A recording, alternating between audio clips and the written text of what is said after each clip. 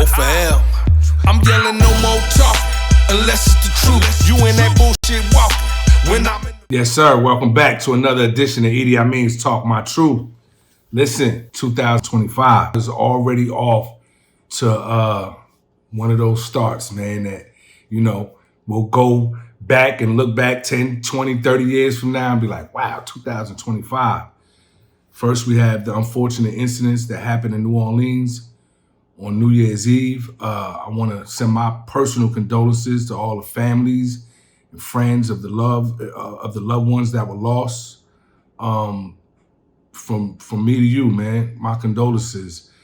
Unfortunately, in life, these things are gonna happen and continue to happen, and we just gotta push through one way or another, man. I'm thankful and grateful because I got family out there, and everybody was good. So I'm personally thankful and grateful. We also had that weird shit that happened in Vegas with the blown up Tesla. Who knows what is behind that? But it made me think, like, in all of these type of situations, whether it's assassination attempt, mass murder, most of the time the assassins are always either killed or killed themselves. So you can never really talk directly to them and see what was going through their mind. Of course, they leave manifestos and things of that nature, but anybody can come up with that. And I'm not a conspiracy theorist. You know, I don't get into conspiracies and none of that rabbit hole stuff. But it's just interesting. You know, something to think about as we consume news coming at us from all angles.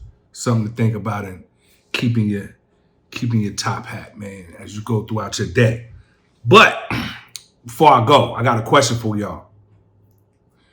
Are you not entertained? Are you not entertained? I just want to know. Because it is entertaining. Man, let's get right into it. Young Noble from the Outlawz dropped a megaton bomb of a record directed at Nas. And he had some very poignant things to say in his track that he just recently put out earlier this week. I ain't talking about you turn Pac on the Hennessy. He ain't hit a vouch, so I'm riding on his frenemies. Me personally, I understand where it's coming from, and but at the same time, I also recognize that some of this subject matter is a bit dated, and some people feel like, yo, where's this coming from? Nas always gave it up to Pac. He always showed nothing but love to Pac, which is true.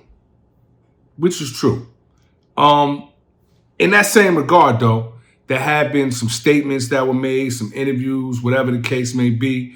Of course, we have the Death Row E song that Nas put out a couple of years back on his King Disease 2 project. A song that I'm actually name dropped in, I mentioned in. He sent me a shout out along with myself and Napoleon. Peace to E.D. Napoleon, all the innovators. We had respect before we was ever some entertainers. And I'll get in a little bit of that backstory too. But I want to know how y'all feel about Young Noble's record, man. Hit up the comments. You know, let me know your thoughts, how you feel about it, one way or another. I want to, emphasize that when you look at the Outlawz, whether it's past members, current members, whatever the case may be, although we are a unit and will forever be linked together, we are individuals as well, and we are grown men and can do what we want to do. Quite honestly, there's no one person that sits above any of us and says yay and nay. A little background from my point of view on the Young Noble song.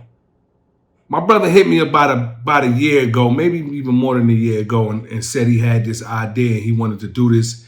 And he actually gave me, some of the bars of the song. He hadn't recorded it yet, but he did write it. I wrote that verse a whole fucking year ago, I held it a whole year ago. Motherfuckers was like, nah, don't do it. Leave it alone. I'm like, all right, I'm going to save it. He going to make me use it. I could just tell how he moving. Yeah, it's just time, So hopefully he replied, man. But I doubt it because he, what the f he gonna say? What he gonna write a rhyme and say, yeah, I've been lying on Tupac. Noble's right. I mean, what the f, Right. Yeah, he gonna have to sit with that one. He gonna have to live with that. And although lyrically sharp, Noble is undeniable, man. When Pac decided to add Noble to the group, one of the things he emphasized in Noble was that, you gotta be the best rapper. You gotta be that guy lyrically that can't nobody f with outside of this clique. And Noble has worked his ass off for the past 30 years to make sure he lives up to that expectation Tupac had for him. Now, individually and collectively, Pac had different missions for everybody in the group. And, whether he spoke to them individually about what he expected from them or to us together as a group, one thing for sure, two things for certain, he didn't mince words and he meant what he said to everybody. He had complete vision for every member of the group and how he saw them, not only in that present moment, but in the future. So with that being said, Noble dropped that Megaton bomb. You feel me? And those were things that he personally had to get off his chest. When he told me about the song a year ago, I was honest with him. I said, it's not the time for this. And the reason why I felt like it wasn't the time for this was strictly on the fact that around this time, Noble had dropped some really quality projects that I felt like he was getting a lot of positive energy from. The music was positive. The message was positive. And I said, this didn't, in my opinion, coincide with the kind of music that he was dropping at that time. He agreed with me and decided not to drop the record at that time. Fast forward, I guess he felt it was time. And so he did what he did, and he dropped that earlier this week. Like I said, hit up the comment section. Let me know how y'all feel about it, one way or another. As far as the Death Row E song in particular, a lot of people don't know because I didn't broadcast it. I didn't record me and Nas on FaceTime. I didn't screenshot it.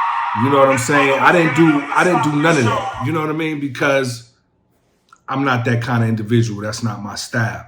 It was a personal conversation that we had. The person that made that conversation is a good brother by the name of Double, who was doing some security work and some other things for Nas at the time. Me and him know each other. He's also affiliated and related to Hit Boy. And so I know that camp. And he reached out to me and was like, yo, Nas want to holler at you about this record he about to drop. And lo and behold, 5 minutes later, Nas was on the phone and we got a chance to chop it up, albeit briefly. He said what he needed to say. I said what I needed to say. And we both agreed that, we had mutual respect for each other. And that mutual respect for me remains intact. I said in one of my previous videos that during the time that we was doing what we was doing with Pac, I wasn't the biggest Nas fan. No stated in his interview with Art of Dialogue, where I think he spoke excellently about, the MTV award incident running into Nas and giving a clearer perspective of what happened, because there was a lot of stories that went on, but No spoke on it, and he had the right to speak on it because he was there. I wasn't there personally, so that's why you've never heard me speak about that situation. But, to bring it all back full circle, like I said, there was mutual respect there. Nas did some interviews. I'm sure a lot of y'all may have seen those interviews or heard those interviews where he said certain things about Tupac, and a lot of that, I believe, is what issue Noble had with the song. So when me and Nas spoke, like I said, we both left it with mutual respect and moved on. I appreciated the shout out in the song. He didn't have to do that. He did that because that was something he wanted to do.